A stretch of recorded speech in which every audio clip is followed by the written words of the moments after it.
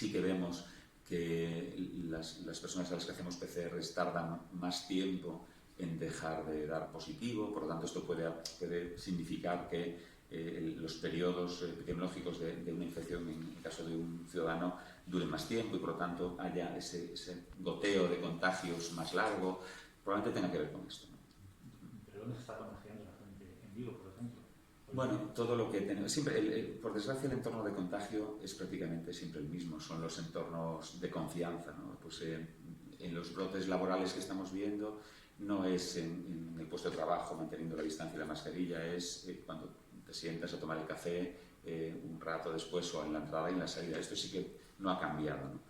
en todo este tiempo. Esos entornos suelen ser los más habituales. Y habremos llegado en Vigo ya al pico porque parece lo que decía un poco antes. Hay síntomas de que la incidencia, sobre todo a 7 días, está bajando, pero la de 14 no termina de...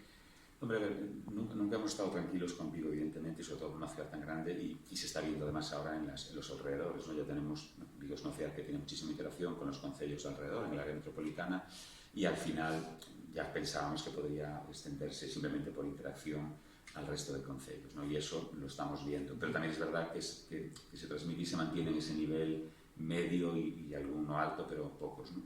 Lo que sí nos ha dejado cierta tranquilidad, entre comillas, ha sido el porcentaje de positivos en Vigo, que nunca ha tenido valores pues, especialmente altos, se mantiene en unos valores aceptables, que es otro de los indicadores que solemos utilizar, ¿no?